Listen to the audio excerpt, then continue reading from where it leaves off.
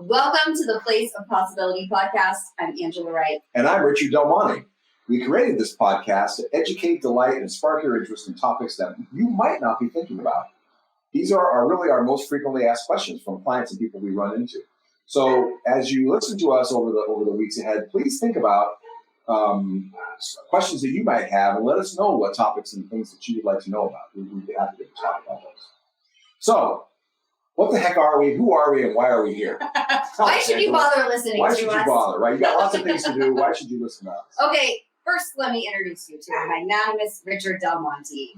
I met Richard 13 years ago at a tiny little cafe in Alamo, California.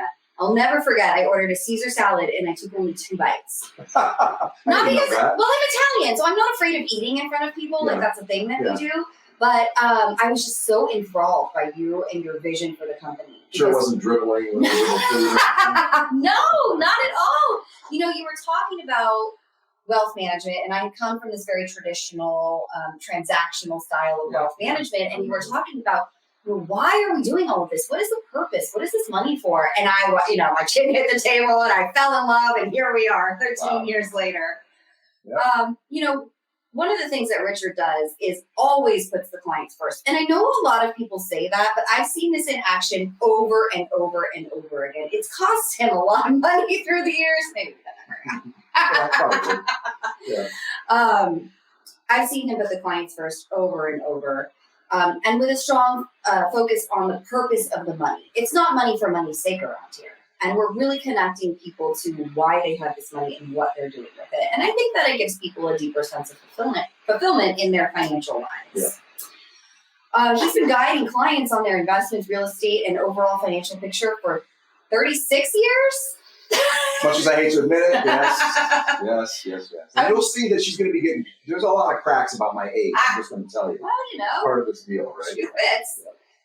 The loafer fits, I guess. Oh, gosh. If it depends. Okay, here we go. Okay, I've got facts. So, I don't know if anybody knows this. Richard never stops moving and he never sleeps. Like, I don't know how he does it. It's amazing, actually. He's in law school while owning a successful wealth management firm. Like, most of us can't do one of those things, and here he is just doing both with a smile on his face. Definition of insanity, folks, for sure. Yeah. One of the things that I admire a lot about Richard is that when we're in a meeting with a client, he can pull out the most sophisticated and creative solutions to their problems without a second thought. It's like on the fly, on a yellow pad, he's got it all. And this is the kind of stuff that most of us have to, go back to our desk, research, think on for a moment. I mean, he just, out it comes. It's incredible. And at his advanced age. There we go. Yep. Well, speaking of age. Okay. Is it my turn? Yes, go ahead. All right, okay. All right, so you're going to notice, first of all, that Angela is really wise beyond her years. When we first met her, she was probably 26 years old. And at this restaurant, I remember that restaurant, my wife and I were going to meet her. And we were looking for a chief operating officer at the time. And I thought, okay, it's got to be someone with gray hair, 55 years old, that kind of thing. And so she comes in and sits down, and we're like, that was the most amazing meeting we ever had. Can you think of a reason not to hire her? No, I cannot. Okay, I guess we have to do this. It was unbelievable. She just is so incredible. She's the one I bounce ideas off. She gives me a lot of credit for ideas, but I will come in and say, I'm stumped. What do I do about this situation? Boom. She just knows the answers. She is a natural financial advisor. She has a master's degree in finance. She has an undergraduate degree in financial planning. It's business with a concentration in financial planning, which only Chico State offered it. Chico State, see? And so we both are Chico State grads right now. We have that as well. And so, just to give you an idea of how committed she is to being a financial advisor, when she was a junior, was it a sophomore or junior? I was a junior. Junior in college, she would be up at 5 a.m. going into the broker. It was Dean Witter or something. It was UBS Payne Weber. Okay, Payne Weber. I think they were called UBS. And she's opening the office, and she's going in and starting to do this, to do work as a financial advisor in college. I mean, everybody else would be hungover, I never got to go out. I didn't have fun in college. So I mean, just imagine what kind of person that is, how committed you have to be able to do that kind of stuff. That's her. She's now into her second decade. I got a script here. She's actually in her third decade. She's Okay. Because 21 years, kind of, you're in your third decade, right? So we're going to do the age. You're aging me, okay? Stop. Okay, but anyway, she is she is so talented and so quick and so with it and so engaging. You're just going to love this, hearing her insights and the things that she has to say, and just the wisdom that she shares with you on these podcasts, because they are just, it's beyond value. It's going to be great. Of that I have no doubt. Thank you. Yeah, you're welcome. It's totally true. You know it's I'm true. blushing over here. Yeah. All right, so we've established that we're great. Just trust us. We're great. Yeah. Why are we doing this? Yeah. What are we doing? We're always encountering people in our practice that are being harmed in some way, right? That they don't know they're doing something. They're basing their actions on misinformation or faulty information. And so often, you might be able to relate to this in the audience. My brother-in-law, said I should do this, buy Bitcoin or something. Oh, that's good. What does your brother-in-law do? Oh, he's a plumber. It's like, okay, why are we taking advice from people that are not financial professionals? And even in the financial professional world, it's a big spectrum, right? There's a wide variety. Some people are just salespeople. They sell, nothing wrong with selling insurance, but they only have one or two products. It's like if the only tool you have is a hammer, everything looks like a nail, right? Right. You go looking for financial planning, and instead you get a VUL, exactly. Variable Universal Life Insurance Policy. Right. I mean, I need to save money to replace my engine. VUL, perfect. That's the kind of stuff that some people do. So are we allowed to rag on those salespeople because we were those? We used to start. We started. I started as an insurance agent. I didn't know any better. And it took me about 6 months to find out I was actually an insurance agent. I wasn't a planner. I didn't know. Did it really trick us? I didn't know. I thought I was supposed to be doing planning, but it was really insurance. So that's what actually got me into starting our firm. The fact that we want to be insurance. I think one of the things that you do really well is take super complex topics and make them really simple, easy to understand. I think that's what people want, right? Help me understand something. Like when you go to the doctor, right? And they say take this pill. They're not explaining all the molecules and everything, what it's doing to you. Neither does the pharmacist. You just said, take this. Do you have any questions? Yeah, they've got some great analogy about a car going down the road or whatever, and I take the pill and I get better. Exactly. So I think our job is to make it simple, make sure we're giving them the right information, but make it simple, and then we cover. And of course, the biggest thing for us is putting the client's interest first, right? We have a fiduciary obligation as investment advisors, registered investment advisors. We don't sell products. We don't get commissions on, things that annuities, things like that we sell. Right.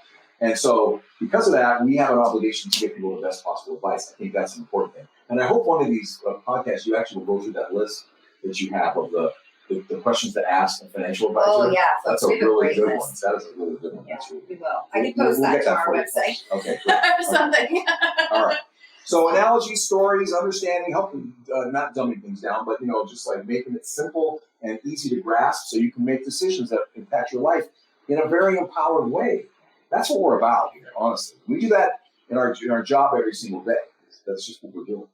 Yeah, and it costs us business sometimes because we tell people you don't need us. Sure. And that's the right thing to do. Yeah. All right, so the vision for the show, Angela. Our goal is, and we talked a lot about it, but our goal is to empower people, to give you the information that you need to develop more financial savvy, discover new possibilities for your own life and financial well-being that maybe you haven't considered for yourself. After all, this is a place of possibility. Yep. And lost my train of thought. That happens. Yep. Mostly to me, though. Mostly to me. You'll see her going, there it is. That's me all the time. It's like, I get the senior moments and stuff.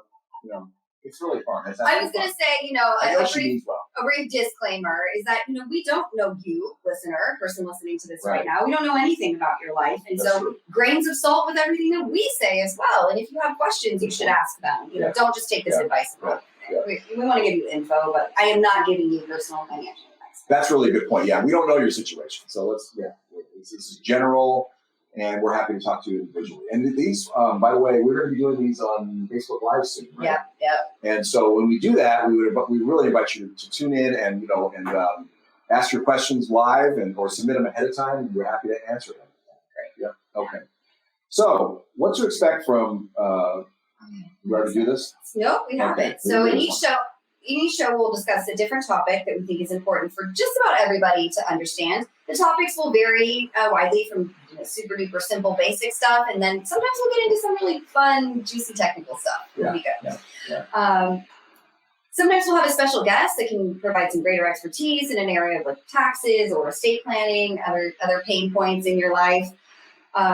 Or we might have a client or someone who's learned a really important lesson in their life. Unfortunately, yeah. In an upcoming episode, we will have a woman who lost her husband unexpectedly to COVID, and all of the lessons learned there. You won't miss that. Yeah. Another one. What about the other one? The other widow who lost her husband at like 35 or something. Yeah, 39-year-old man had an embolism one Monday morning, and left a 30-year-old wife and a 8-year-old daughter, and she's 8, on the autism spectrum, and no planning had been done. I mean, at 39, no one expects that to happen, but the reality is, we're all on a train going that way, and it just seems impossible. And a little preparation goes along. Yeah, for sure. We hope you can learn from these folks. Yep. So those will be some good shows. We're also going to teach you how to help your kids buy real estate. The real estate thing, it's kind of surprising that most people aren't involved in it. You were how old when you bought that piece of real estate? That one that you got? My house? The rental property. It was 08. It was 08, right? It was really early on. Okay, it was a while ago. It was like 12 years ago. The market collapsed, and she said, she wanted to buy a piece of property, and she did it, and it's turned out to be a great investment, right? Yes, but the bonus here is that I did not have a 25% down payment sitting in my checking account, and Richard helped me come up with some strategies to get that down payment.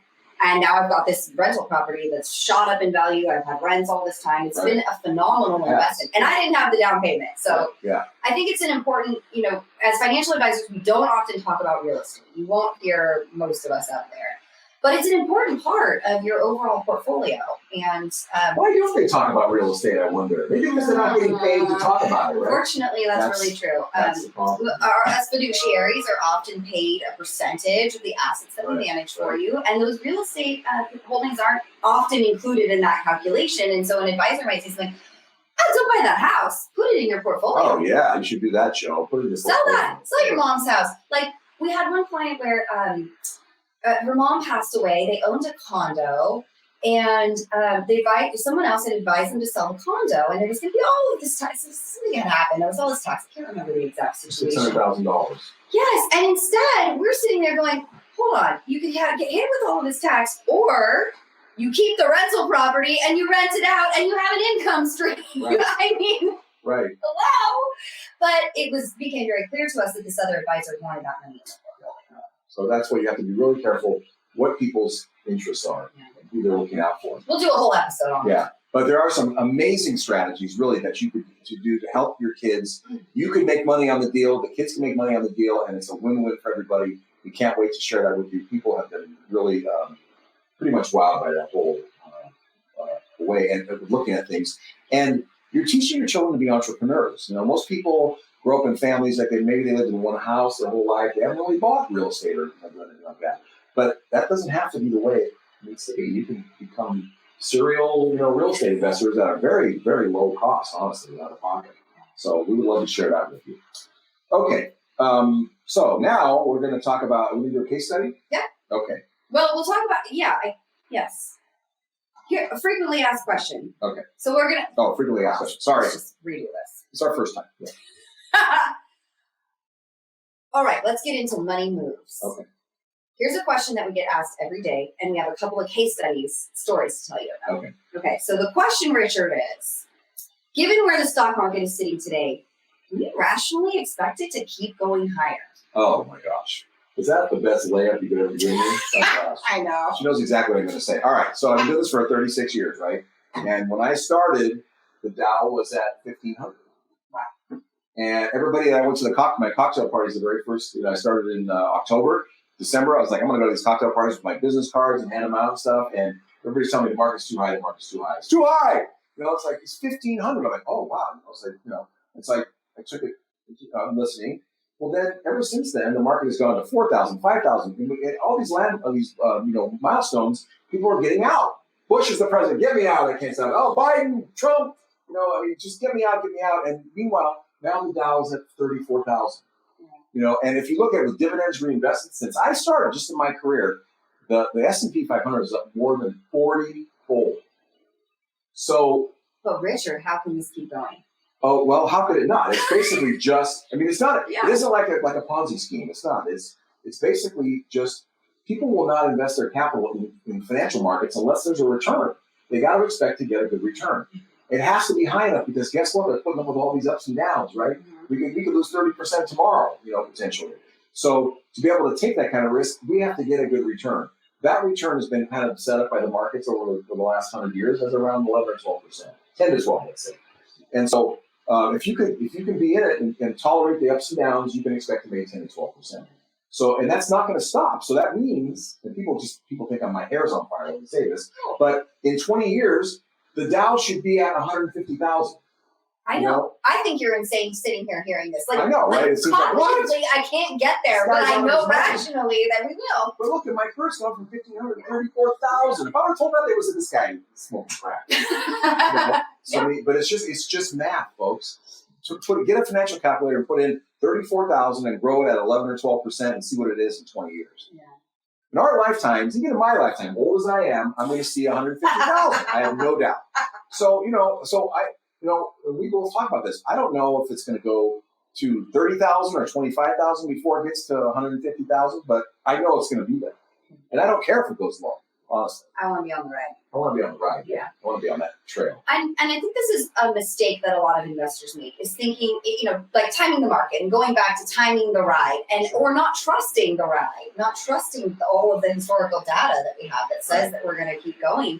And often we have clients or non-clients who call it, I got to get out of the market. It's going to go down. And trying to time it. Tell the story from 2016. It's a good one. Which one was it? I can't say the name. This one here? Yeah. Oh yeah. So this client of ours wanted. He reads all these newsletters. These guys are brilliant geniuses who are getting paid to read newsletters. And so they said, wait, pause. Can we talk about the brilliant geniuses that get paid to do newsletters and talk on TV about finance? We're not getting paid to do this. We're not getting paid to do this, but we. I mean, I guess there's a little bit of a conflict of interest, but we're not selling our advice. We're telling you that the markets work over the long run, and you can trust them over the long run. Yeah. We're not telling you the angle and how to get in and out and weave in and out of the market and beat the system. So this particular, let me tell you, if those people on TV knew how to do that, they would be on a beach, not on TV. They would be They would be richer than Jeff Bezos, and they're not. So there you go. Go figure. Yeah, go figure. Yeah. Okay, go on. Sorry. All right. So this gentleman in early 2016 got a hold of us and read some newsletter and said, 2016 is going to be a terrible year. Put me 75% in bonds. And we're like, look, Joe, that's not a good idea. I'm probably going to use Joe a lot. Poor Joe. I can't say who the guy is. He gets all flat. But and the Dow was at 30. It was at 15,000 right then. Okay, this is 2016 now, so that's like 5 years ago. So he has this. He wants. We try our best to try to talk people out of doing things that are not in their best interest. We don't always win. It's your money, not ours. But we're gonna salute. But he got out and he went into 75% bonds. I told him the whole story and all that, but he still did it.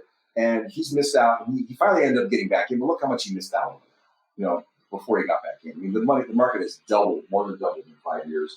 And for him to get out then, you think about how wise was that advice that newsletter gave him to get out when it was, half a word, less than half a word is now. That man $500,000. At least, I quickly do that. At least. I think our point is, it doesn't matter what the markets are going to do in the next year or 6 months or 3 months. It's where's it going in the long run? If you're looking at it too short term, you're going to make really bad decisions. And let's talk about financial pornography a little bit. Yeah, getting back to those folks who are on TV, I just want to remind everyone that they are there for your entertainment. Television is entertainment. It isn't, the news is not the news anymore. Think about it. They have to sell ad space. In order to sell ad space, they need viewers. In order to get viewers, they have to be bold and body and exciting and scary. And, if you're scared, like on 9/11, did you watch TV all day? All day, and never all shut night. it off. Right. For weeks, right? Right. We're just glued to that thing. So if they're making all of this drama all of the time, you're glued to it all day long. Yeah. And then you're going to make some bad choices as a result of it, because a lot of what they're saying, sometimes it's not even real. I mean, it's just conjecture. Is that the right word? Conjecture. Yeah, it's made up. Yeah, it's like, maybe this could happen. And then we all, somebody said, we might have some inflation. Suddenly 10 clients are calling us worried about inflation because someone on the news said it's a problem. Yep. And just always remember, they are there to entertain you, not to guide you. That's right. They're selling ad space. And entertainment is typically fear-based. Yeah, sure. If they told you, don't worry about it, everything's going to be fine, the market will be fine. How many times you're not going to be tuning in every day to hear that? Oh, you're going to go on a hike and enjoy your life. Yeah, you live your life. And that's exactly what they don't want you to do. They want you to hang on every moment-by-moment movement in the market as if it means something, and it means nothing. It's white noise. It has no meaning at all. So we've got a graph. Hopefully we're going to show you the graph of this. Well, we can't, obviously. Say it like this. We have a graph that's attached, linked in the bio of this episode if you want to watch it, or if you're watching us live, you can see it right here. Great. Okay. So thank you.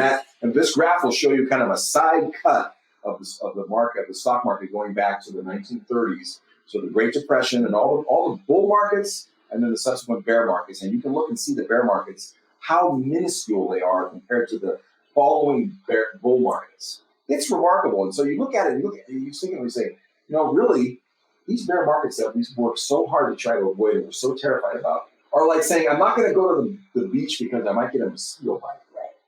It's just, it's shocking. Yeah. How much effort we put into that. All right. Another Ask the Experts question is about Bitcoin. Should we have Bitcoin in our portfolio? What do you think, Angela? Oh, every day for the last 5. Bitcoin. No, right? Well, I love it. So I'm not opposed to Bitcoin. I love the innovation of the blockchain technology. It's incredible. And the applications are out of this world. And to have a currency that can be used the world over is necessary. Yeah. Now, what I said, to have a currency. And here's the issue that I have with Bitcoin and investors putting their money there, is that a lot of people think of Bitcoin like an equity, like a stock, because it's behaving a lot like a stock right now. But the reality is it's a currency, like the yen or the peso, right? And you should treat it as such in your portfolio. So there is certainly a place for currency in your portfolio. However, it is much more speculative. And certainly Bitcoin is off the charts in terms of speculation. Right. Can you define the difference between investing and speculating? It really comes down to the odds of success. So if you're speculating, you have a small chance of success, but the success is really exaggerated, and it really is attractive. But the risks are super high. For investing, you have a much more manageable level of risk and a more moderate expected return. It's not like watching corn grow. It's going to make you bored to death. But it's not as exciting as, I made, $10,000 yesterday on my Bitcoin. It's a whole different kind of a thing. So yes, it is. There's a big difference, and you're right. Blockchain technology is the future. I mean, we could see banks out of business. We could see who would need title companies anymore. If you know that your house belongs to the guy you're buying it from, that's going to you. You don't need title insurance. It's just the technology is going to be way more efficient for us. But Bitcoin has competitors, as we know, other kinds of currencies, and including now the U.S. government. The U.S. government is coming out with a currency, and so is China and everybody else. They see the handwriting on the wall. So whether Bitcoin is going to be the thing that everybody relies on in the whole world, I personally am not convinced of that. And so we'll have to see. And it's kind of, and you see how mercurial it is. It doesn't even function as a currency right now, because I know Tesla took it for a while. I could buy a Tesla from them. It was just like, well, that was at 55,000. Tomorrow it's at 33,000. We can't make money like that. We can't sell off. So it's just too all over the place, and we'll have to see what happens. The prices are really being driven by supply and demand. Yeah. And so, again, we don't know you, but the general advice that I give to people with this is pick an amount of money that you're comfortable losing and have fun. Yeah, for sure. You got to know that it's going to go all over the place. Yeah, and a rule of thumb that we always say to everybody is never put more than 10% of your net worth in any single security or industry. It's just too much. And that's we'll do another podcast on that, but it includes your company stock, the company you work for, all that stuff. I mean, just don't do it, because the risks are way higher than you might dream. Yeah, and it's hard, because it's like, remember, I'm blanking on the name of the company. Enron? How could I forget? Yeah. Oh gosh. Yeah. I mean, Enron was the end all be all. Oh, the employees held the stock. It was like a darling. It was amazing. It was amazing. And we had folks who had their, and this, it's not just Enron, but it was Cisco and all the Remember when MySpace was the only social media platform? And it was going to be MySpace forever. Yeah. Here comes so Facebook. They work there. They have all their stock in there. They have their 401k in there. They own, their whole life is tied up in this one stock. And they feel comfortable because they work there. And then, boom, bottom falls out. Imagine if you worked at Eastman Kodak and that happened to you. Yeah. And there's all kinds of other companies where technology just, boom, they're gone. So. More on that later. We could probably go all day on this one. Sure. We'll do a whole episode on asset allocation. No question. Okay, we've probably talked enough for one day. Yeah, I think this was good. Thank you very much. So, how about a final thought? Do you have anything? Thank you for being here with us. We welcome your suggestions. We want to make this useful for you. So if you hate us, tell us to go away. If you love us, But do it softly. Yeah, we can. Yeah, we're good. Yeah. But give us some suggestions. What do you want to hear about? Mm-hmm. One thing I'll leave you with is, don't lose faith in the future. I think that's a really big one. People can get really tied up in knots about how things are going politically, or in Congress or the White House or whatever it is. That you may be concerned about your children. The culture. We're not. Racism. There's no shortage of things to be terrified about. Everything to be dissatisfied about. Absolutely. But if you really look back on history, it's always gotten better. And so if that's the past history, on what basis are we relying on and thinking that it's going to get worse from here? It's not going to do that. So, we're very optimistic. You're going to get a sense of optimism from this podcast because there's nothing in the past that ever would make us think that it won't be. There's no doubt that if we're still, Lord willing, if I'm doing this in 20 more years, you have to prop me up. I know. You're propping me up. Okay. Say your name, Rich. But we'll be talking about the Dow crossing 100,000. I have no doubt. So I'll be here. I'll tell you. She will, yeah. I love Probably her daughter will be. I'm not retiring for 30 years. That's right, yeah. So anyway, thank you very much for listening. We'll see you next time on Place of Possibility.